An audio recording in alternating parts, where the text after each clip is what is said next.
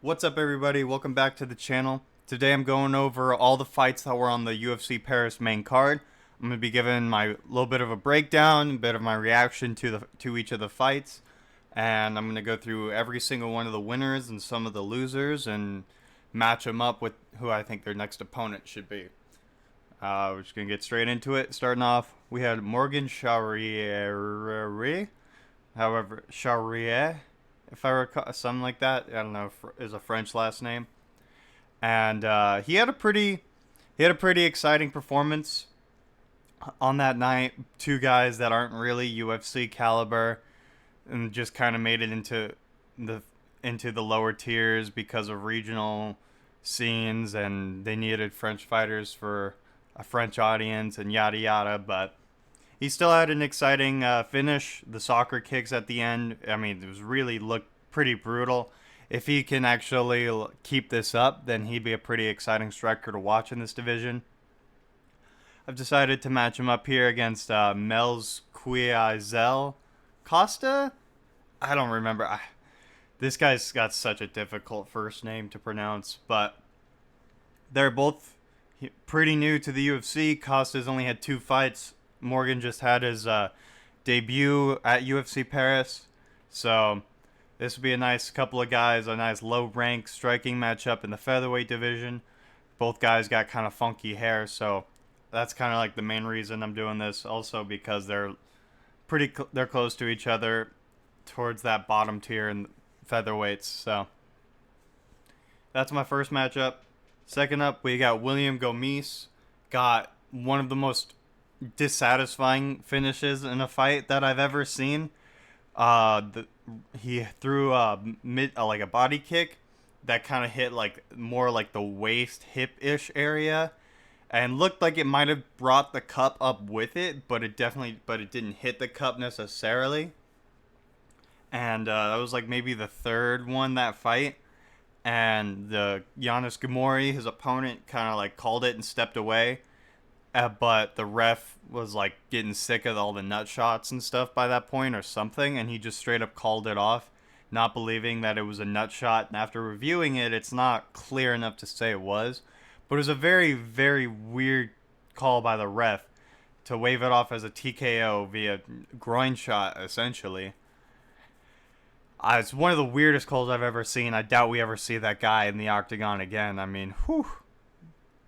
If nothing else, that was just such a dissatisfying way for the fight to end, you know? I mean, at the very least, just be like, nope, wasn't a nut shot. Shot was good. Keep fighting. Like, just really stop it right then and there. But whatever. He put on a pretty good performance over Giannis Gamori. He looked pretty fast, pretty accurate, nice diversity of his strikes. And I'd like to see him go against Sean Woodson here. Another, obviously, really low-tier featherweight to put him against, but I think this one will be kind of a sleeper striking matchup on a card. It'll sit there like middle, right smack dab, like in the middle of the prelims or like a prelim headliner or something like that. And you're just kind of be like, okay, cool. Like, it's a decent, like, no like ranking bout, but I think this one will really kind of be a much more exciting fight to watch than most people think. And it'll have you on the edge of your seat with all the striking. Moving on, we had Volkan Oezdemir fought Bogdan Guskov, a short notice replacement for his opponent of Azamat Murzakanov. I wouldn't be opposed to just rebooking that fight, especially since with how Oezdemir ran through Bogdan, we can see that Oezdemir's clearly still got it. He's not washed. And that last minute opponent was kind of a placeholder just to keep him on the card, if we're being honest. But now Oezdemir's got that win. I like to see him go against Khalil Roundtree Jr. Roundtree's been talking about he feels that he's ready for a title shot, but he needs to fight in like a 5-round title-ish kind of setting before he can truly say that. So Roundtree right now is looking for some sort of main event spot, something that'll get him a 5-round fight. And I think Volkan Oezdemir is the perfect guy to match him up with. I mean, I don't know about you guys, but I would love to see this as a fight night headliner. I think that's a great main event right there. It'll be a great win for Oezdemir if he can put Roundtree away or even just decision him because he's such a brutal and violent striker. That'd look really good for Vulcan, especially if he could like implement the ground game against him. And as for Khalil, I mean, that's exactly what he asked for, Step up in the rankings, a 5-round fight, to get him ready for championship rounds. I think this is the fight to make. Mirzakhanov can wait and find another opponent somewhere, because I'd be much more interested in seeing Roundtree move up than him anyways. Moving on again, we have Thiago Moises got absolutely bullied by Benoit Saint Denis, BSD if you want to, for short. Kind of the same way he did to Bonfim, arguably worse because like Moises kept fighting for longer, so he just kept taking more shots and getting cut and all that stuff. He was bloodied as hell after the end of this fight. And I can't believe Saint Denis outgrappled Moises. I thought he would have striking advantage, but he seemed a little too wild and not really defensively sound enough on the feet. So Moises was definitely catching him and making him pay for that. But when it came to the grappling, BSD was just, I don't know if it was strength or aggression or technique or a combination of everything, but he was just all over Thiago, just rolling around, scrambling on his back, surfing his back, swapping from side to side, taking in for a choke attempt. Like, he was on that boy. So I think a good fight here for Moises would be Ismail Bonfim. I think both of these guys are at like a similar-ish skill level of like just below the top 15, just kind of outside of it. Moises is kind of that kind of guy you fight, and if you beat him, you get a ranked opponent next. So I think now that he's coming off a loss, even if Bonfim beats him, Bonfim would still need like another win or two after that to get a ranking slot, especially since he just lost to BSD as well. But I think this is a good one. It's a nice Brazilian versus Brazilian matchup. It'd be good to, I think the ground scrambles would be fun. I think the striking would be fun. This is a great like fight night, like featured fight, or like main card opener even. Prelim headliner on a pay-per-view. I mean, this is a nice, really good unranked fight right here. Keeps both of these guys close to that ranking, close to just outside the rankings too, which is good because I definitely want to see these guys fighting around that level. And Bonfim, even though he got absolutely bullied by BSD, I could still see him getting into the rankings. So I think this is a good one for each of them. Kind of like Benoit's two sons, Moving on to now Saint Denis, the winner of that fight. Now, as I was saying, you beat Thiago, you probably get a ranked opponent next. It's exactly what I'm doing for Saint Denis. He looked like an absolute monster, killer, savage in that fight. Just the same way he looked against Bonfim. He is probably my number one favorite prospect, like looking forward to, excited about prospect at the moment. Probably above Bo Nickel even. You know what I mean? So BSD, I'm excited for him. He looks like, my friend said he's like a lightweight Crow Cop, especially since he's also ex-Special Forces and everything. And I'm like, yeah, I totally see it. And so I think Saint Denis needs a ranked fight next. And I was looking at all the bottom 15 kind of guys, and a lot of them look like they're kind of going to fight each other. They're injured or they're going to fight somebody else. Like Moicano and Turner look like they're going to fight each other. Grant Dawson deserves to be fighting upwards, especially with the win streak he's on. Dan Hooker's injured. Frivola seems like he's going to fight Paddy Pimblett. And if nothing else, Frivola is going to fight in New York probably for that MSG card. So I don't think Saint Denis can make that turnaround that fast. So I think Ferreira right here, Carlos Diego Ferreira, underrated lightweight. He's pretty solid, really good. I think he's nice, well-rounded. Be a good test for Saint Denis to get into the rankings for sure. And he just had that gnarly knockout of Michael Johnson not too long ago. So you'll have that highlight reel fresh to play and kind of keep everybody hyped about things. Moving on, the co-main event. Rose Namajunas lost to Manon Fiorot. It was the first round between the two of them was pretty close. I'll give Rose that. She might have outstruck her, a bit, but Manon definitely got her with a bit more damage and a little more power, in my opinion. You could see their faces just after the first round. Rose's face was already red, already kind of starting to swell a little bit. By the second round, she basically had a black eye, and her face was not looking good. And besides the cut from the clash of heads, Manon was mostly unscathed throughout the fight. It really seemed like Namajunas moving up in weight like that, just she had a lot of problems with the physicality and the strength, which didn't really surprise me because she's had those problems at strawweight. I kind of saw that, so unfortunate for Rose. Would have been cool to see her win, but it's still cool to see a girl like Manon do it, and just kind of keep building up the names of other women's fighters, so we have other ones that we're excited about instead of like the same four that have been passing the championship between each other for the last 5 years, you know? That being said, I think Namajunas, if she wants to stay at flyweight, that Tyler Santos is the fight for her. I know it's not going to be a better deal for her in terms of physicality and whatnot, but Santos will probably try to grapple her more. And while that gives Santos even more of an advantage theoretically with the physicality aspect of it, I would argue that Namajunas would be better with grappling against her than striking with her. Plus, Rose definitely has a striking advantage over her, and can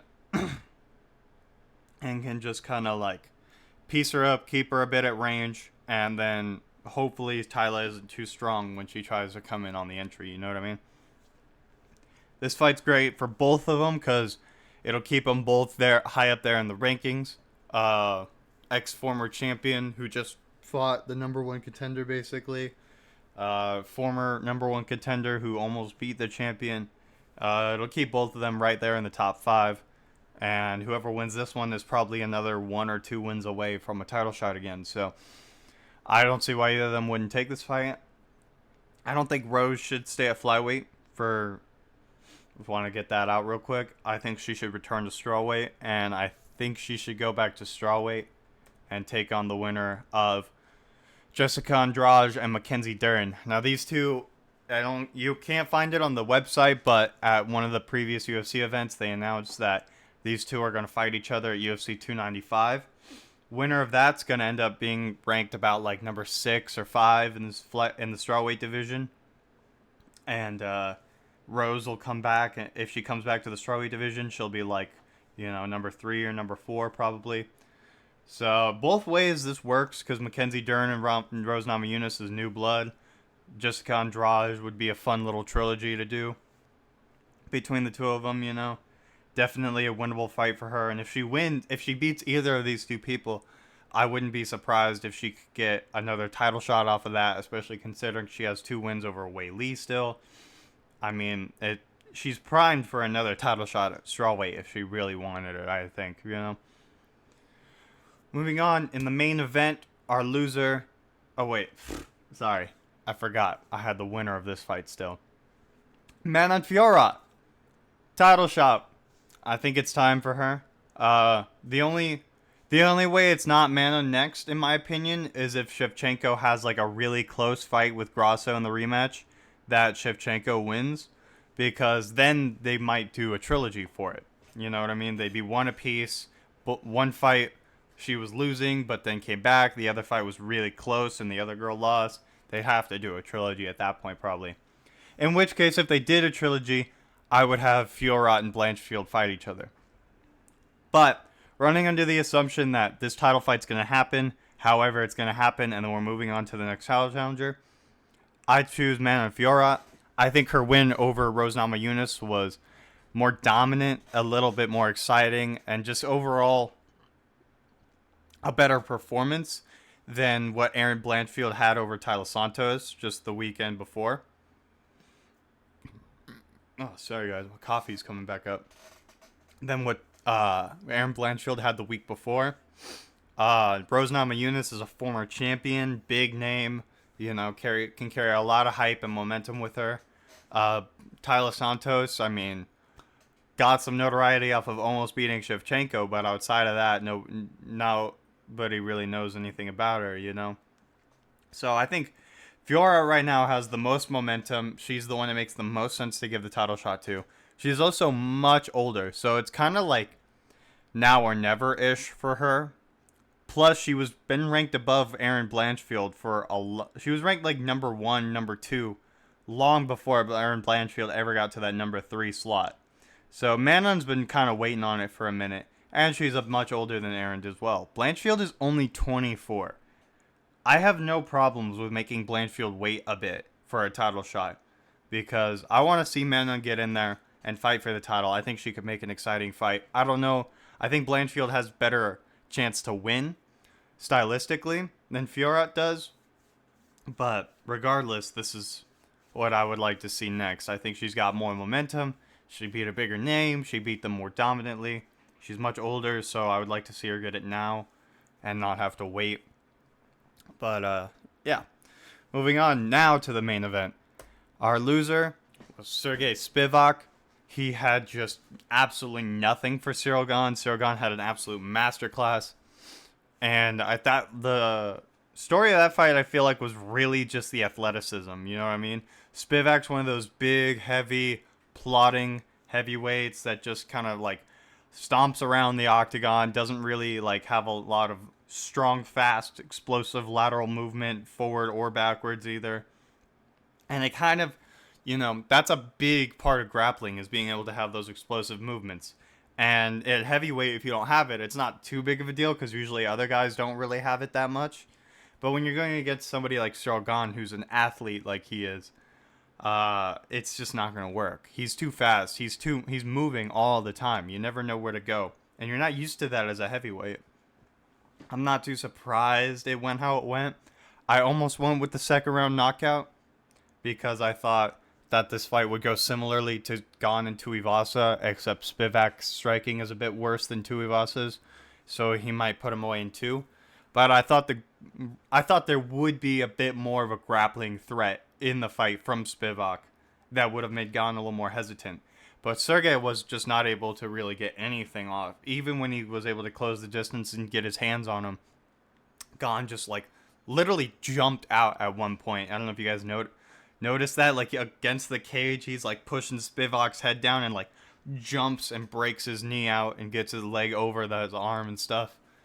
It's insane to see a heavyweight do that. But it's a shame for Sergey Spivak. Couple people had him winning that fight. I certainly saw the predictions of Spivak winning, and it made me heavily reconsider my pick for a minute, but at the end of the day, I had to go with the guy that's only ever had problems from the GOAT and the freak strength of Ngannou. So, disappointing for Spivak, but at the end of the day, there's greener pastures ahead, starting with his next fight, who I think should be the loser of the upcoming bout between Blades and Almeida. These guys are going to main event against each other in Brazil in November, if I recall. There's not like an official announcement out yet, but if you go and check like the Tapology and the UFC pages and whatnot, you can find it. And I think this is a good fight for him. Both of these guys are grapplers, so Spivak will be kind of in his element with these guys. I really don't think I really don't think Blades is going to win this fight. So essentially what I'm saying here is I think it should be Spivak versus Blades, which I think is a good fight for both of them. Again, it's a nice like heavyweight grappling matchup where they both have like mediocre striking. They're both very similar to each other if you think about it.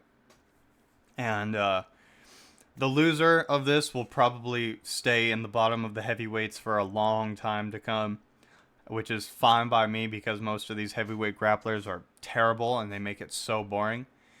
So that's kind of part of why this is the matchup too, is because we can get rid of a heavyweight grappler doing it this way as well. And I mean, whoever wins clearly is proving themselves a bit more. I mean, Blades is a good win still, I would argue, in this division, you know. People don't age the same way in heavyweight as they do in like flyweight and bantamweight. So I think this is the fight to make for Spivak. And in the main event, we have Cyril Gane, and you might notice the right side of the screen hasn't changed all that much, and that's because I think Gane should just take on the winner of Blades and Almeida. This will be a great fight to get him a little bit of a streak going. You know, back-to-back wins. Maybe get a 3-fight win streak at some point. Another grappler for him to go against, and one that's probably actually pretty decent compared to Sergey Spivak. You know, and by that, it's because I think Almeida's going to win. So theoretically, I'm just saying GANE versus Almeida here. And that's going to be a really hard fight for GANE and Almeida, theoretically. Both of these guys are very athletic, very technical. God damn. And these are the kinds of heavyweights that we need to see GANE going against. Because he keeps going against the big fat ones like Derek Lewis, Tai Tuivasa, Sergey Spivak. We need to see him against these really athletic, powerful ones. Pavlovich, Almeida, Aspinall. We need to see all of these guys against each other. Right now at heavyweight, we have a cream of the crop of 4 to 5 guys. And we can't really have any of them fight each other, though. Because we need at least one of them to become a champion so that we can start having actually good fights as the title fights, you know? I think this is a great fight, though. GANE versus Almeida, I think, is a fantastic fight.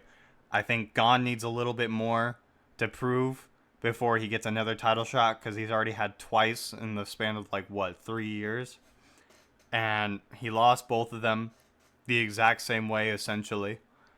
And yeah, I don't think one win against Spivak after his losses is enough to get him right back in there, you know. So those are my fights, guys. I hope you enjoy. Let me know what you think of these matchups and who you think is gonna win. Which ones did I get wrong? And let me know what you guys think. 293, I believe, is this weekend. So I'm probably going to be dropping a predictions video for that. Maybe there's 3 fights on there that I actually somewhat care about. So we'll see. I might just end up going on a huge rant about just the main and the co-main event and leave it at that, because there's not much else to talk about. But thanks for watching, you guys. Have a good day. Peace.